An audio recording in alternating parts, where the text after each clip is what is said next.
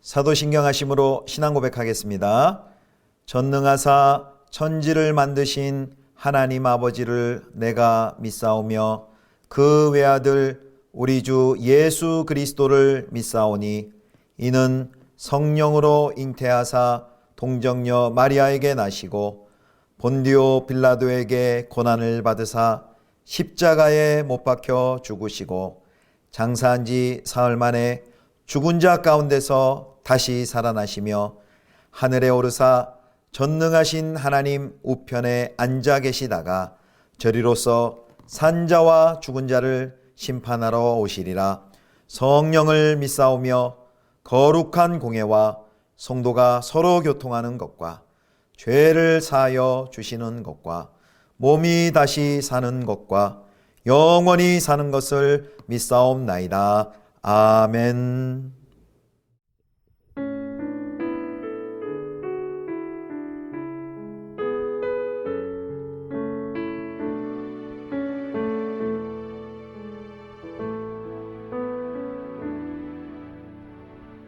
이 시간 너의 맘속에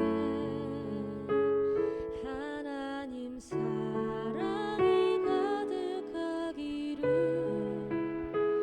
진심으로 기도해 간절히 소망해 하나님 사랑 가득하기를. 하나님은 너를 사랑해 얼마나 너를 사랑하시는지 너를 위해 저 별을 만들고 세상을 만들고 아들을 보냈네. 오래전부터 널 위해 준비된 하나님의 크신 사랑 너의 가는 길 주의 사랑 가득하기를 축복해.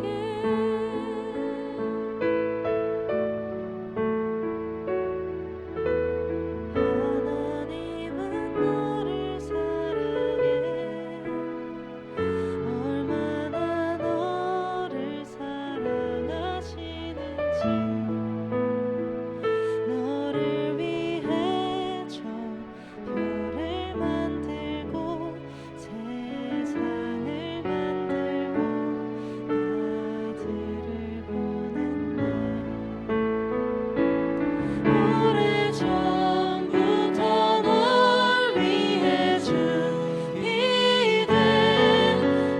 하나님의 크신 사랑 너의 가는 길 주의 사랑 가득하기를 축복해. 오래전부터 널 위해 준비된 하나님의 크신 사랑 너의 가는 길 주의 사랑 가득하기를 축복해.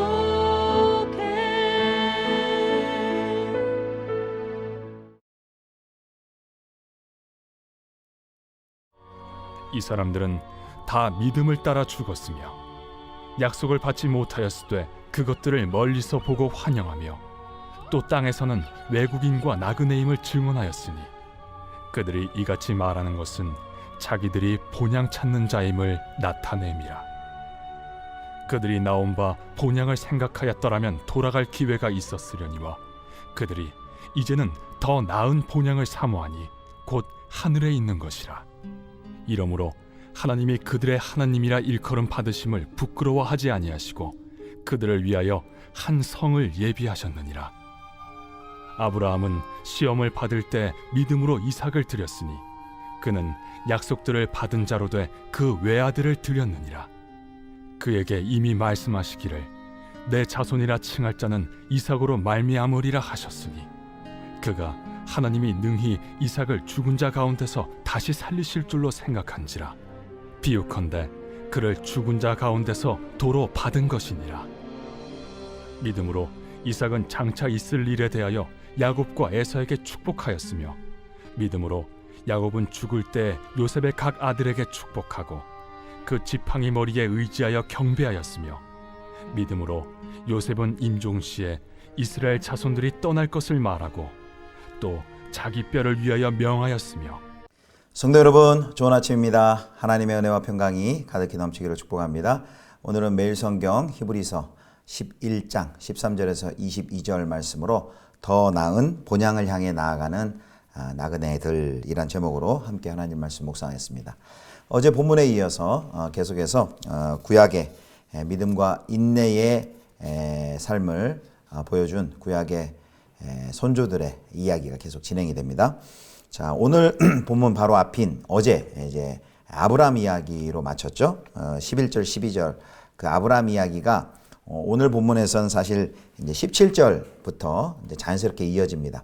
그런데 그 사이에 13절부터 16절 사이에 잠깐 그 아브라함 가정의 아브라함 그 가족의 믿음의 모습을 그 사이에 끼워 넣었습니다. 그 믿음의 특징을 살펴볼 텐데요. 자, 13절부터 16절인데요. 자, 먼저 13절 말씀 보겠습니다. 이 사람들은 다 믿음을 따라 죽었으며 약속을 받지 못하였으되 그것들을 멀리서 보고 환영하며 또 땅에서는 외국인과 나그네임을 증언하였으니, 여기 이제 이 사람들이랑 아브라함과 그의 이제 후손들을 이야기합니다. 저 앞달락에서 언급한 아브라함, 사라 그리고 그들의 자손이 이삭과 야곱을 지칭하는 것이죠. 그런데 그들은 믿음을 따라 죽었다 그랬습니다. 믿음을 따라 죽었다. 그 하나님께서 약속하신 그 약속의 땅을 끝내 소유하지 못하고 죽었습니다.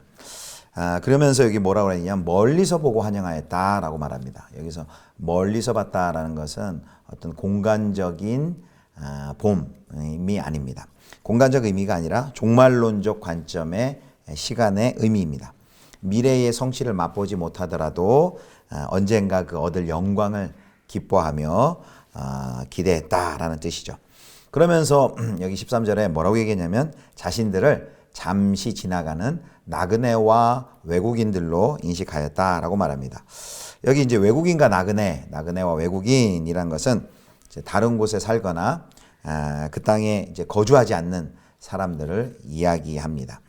이제 그들은 잠시 사는 세상에 연연하지 않았고 또 동화되지 않았다라는 것을 말합니다. 그래서 14절에는 그런 자들 뭐라고 부릅니까?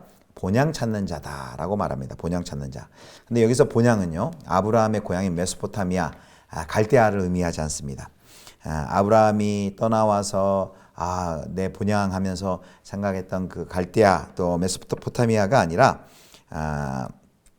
거기 15절에 보면 만약에 아브라함이 떠나온 곳을 그리워했다면 그곳에 돌아갈 기회가 있었다라고 말합니다. 그러면서 16절에 그 본향의 정체를 이야기합니다. 자, 16절 말씀 보겠습니다. 그들이 이제는 더 나은 본향을 사모하니 곧 하늘에 있는 것이라.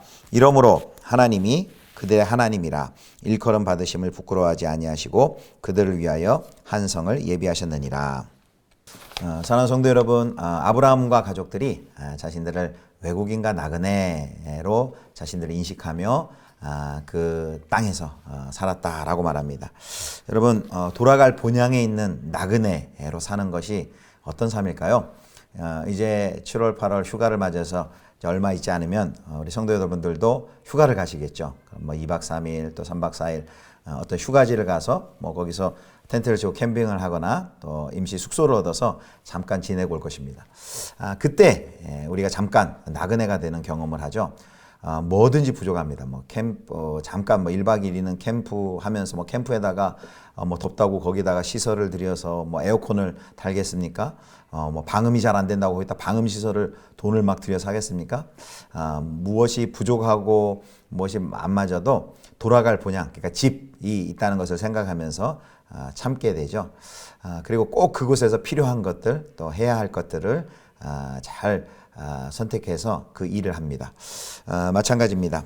우리가 이제 이 땅에서 나그네다, 이 땅에서 외국인이다 라는 신앙 고백이 우리의 삶 가운데 어떻게 삶의 모든 영역에서 어떻게 구체적으로 그것이 나타나고 있습니까? 나그네로 사는 사람들은 이 땅에서의 가치 또 이 땅에서의 어떤 성공, 이 땅에서의 안전을 추구하지 않고 더 나은 본향인 하늘 본향, 하나님의 나라죠. 하늘 본향을 갈망하는 나그네로 살아갑니다. 이 땅에서도 성실하게 살아가지만 이 땅이 전부인 것처럼 살아가지 않는 사람들이 바로 나그네입니다. 지금 당장의 유익을 위한 삶이 아니라 저 영원하고 아름다운 하늘 본향, 하나님 나라의 완성, 우리 주 예수 그리스도의 다시 오심을 기다리면서 사는 사람이 바로 나그네입니다. 저와 여러분이 이렇게 하늘 본향 바라보시면서 나그네로 살아가시는 여러분 되시길 축복합니다. 자, 이제 17절부터 19절까지는 이제 이삭을 바친 아브라함의 믿음입니다. 자, 아브라함의 믿음은 단순히 그냥 이삭을 통해 수많은 자손을 주겠다라는 그 약속에 대한 확신으로 그치지 않았습니다. 하나님께서 아브라함에게 이삭을 제단에 바치라라고 명령하셨죠. 바로 그 명령에 아브라함이 순종하셨습니다. 어떻게 아브라함은 100세에 낳은 아들 이삭을 하나님께 바칠 수 있었을까요? 그 이유를 그렇게 할 수 있었던 이유를 19절에 그에게 어떤 믿음이 있었는지 19절이 보여줍니다. 19절 말씀 읽겠습니다. 그가 하나님이 능히 이삭을 죽은 자 가운데서 다시 살리실 줄로 생각한지라 비유컨대 그를 죽은 자 가운데서 도로 받은 것이니라. 아멘. 아브라함은 이삭이 죽지 않음을 인식하고 있었습니다. 왜냐하면 이삭은 자손과 땅에 대한 하나님의 약속을 성취할 유일한 통로가 됩니다. 그래서 만일 그가 죽으면 하나님의 그 약속은 무의로 돌아가게 됩니다. 신실한 하나님이 이삭을 죽여 약속을 깨실 리가 없습니다. 그리고 만약 아브라함이 순종해서 이삭이 죽는다 할지라도 원래 생명을 낳을 수 없는 상태에서 주어진 아들이기 때문에 하나님께서 그 생명을 다시 살리실 것을 믿었습니다. 그것이 바로 19절에 나와 있는 말씀입니다. 이삭을 죽은 자 가운데서 다시 살리실 줄로 생각한지라. 그것을 믿은 것이죠.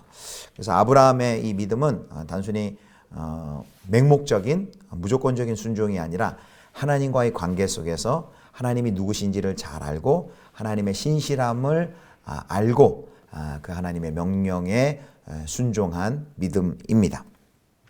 자, 이제 이삭을 바친 아브라함 이야기 다음에 그다음에 이제 이삭 이야기가 나와요. 자, 이삭 이야기에서는 이삭은 믿음으로 두 아들을 축복을 했습니다. 근데 사실 이 에서와 야곱을 축복했던 그 사건을 우리가 곰곰이 살펴보면 사실 에서를 축복하려 했는데 야곱이 어머니하고 모의를 해서 아버지 야곱을 속이게 되죠. 그래서 사실은 자기 의지와 반대로 야곱을 축복했습니다. 그리고 그것을 나중에 깨닫습니다. 하지만 이제 여기가 중요한데요. 이삭은 그것이 하나님의 뜻인 줄 믿고 돌이키지 않았습니다. 하나님의 뜻이란 건 무엇입니까? 그가 야곱을 축복한 것은 큰 자가 작은 자를 섬길 것이다 라는 창세기 25장 20절의 말씀입니다. 바로 자신의 그 무지를 통해서 그 하나님의 말씀이 부지 중에 성취가 되는 것이죠. 비록 야곱의 이런 행동에는 인간의 욕심과 둔감함이 담겨 있지만 이 사건은 바로 하나님의 약속이 이루어져 가는 그 과정의 중간 과정이었습니다. 그래서 이삭은 자기가 선호하는 아들을 끝까지 우겨서 그 아들을 통해 자신이 원하는 나라 만들기를 포기하고 하나님께서 원하시는 아들을 통해 하나님의 계획이 이루어지도록 했습니다. 그 다음에 이제 야곱이 나오는데요. 이삭 다음에 야곱은 평생토록 자기 자기 지혜를 의지하며 자기 이익만 추구했던 사람이었죠. 하나님과 영적 관계에는 관심이 없던 사람이었습니다. 그런데 하나님께서 그를 평생을 다루시죠. 그러나 그래서 이제 세겜에서 어려운 일을 당하고 이제 나중에 베델로 돌아오면서 그의 삶의 변화가 일어납니다. 이제 자기 대신에 하나님을 의지하는 사람이 되죠. 그리고 야곱의 말년에는 이삭과 달리 하나님의 뜻을 바르게 인식하고 자기의 지혜와 편애가 아닌 하나님의 뜻대로 요셉의 둘째 아들 에브라임에게 이제 오른손을 얹고 축복을 합니다. 이제 마지막 요셉입니다. 요셉은 죽을 때에 이스라엘이 이집트에서 떠날 것을 기억하고 하나님의 약속의 땅에 대한 그 약속을 기억하고 자기 뼈에 대해서 유언을 남깁니다. 그래서 성공과 명예의 땅인 애굽이 아니라 출애굽 때에 나의 뼈를 가지고 발인하라, 출애굽하라라는 그 유언을 믿음으로 남기게 되죠. 그리고 그 땅, 자기 뼈를 가지고 약속의 땅 가나안에 자기 뼈를 묻어달라는 그 유언을 남깁니다. 자, 오늘 이제 이삭과 야곱, 요셉 모두 죽음을 앞에 두었을 때 자기 때에 이루어지지 않은 하나님의 약속을 그들은 아쉬워하지 않았습니다. 대신에 그들은 자신의 죽음 이후에 성취될 그 약속을 실상으로 바라보았습니다. 그것은 무슨 말입니까? 하나님의 신실하심을 그들이 계속해서 인정한 것입니다. 그래서 이들은 모두 자신의 죽음으로 약속이 폐기되는 것이 아니라 죽음 후에도 반드시 약속이 성취될 것을 믿었기에 바로 이삭과 야곱은 그 약속을 계승할 자들을 믿음으로 축복하였고, 그리고 요셉은 자신의 뼈를 이장해 달라고, 그리고 가나안 땅에 출애굽하여 묻어 달라고 그들에게 믿음으로 유언을 남긴 것입니다. 이렇게 믿음은 죽음 앞에서까지 우리를 꿈꾸게 하는 것을 우리가 확인할 수 있습니다. 정리하도록 하겠습니다.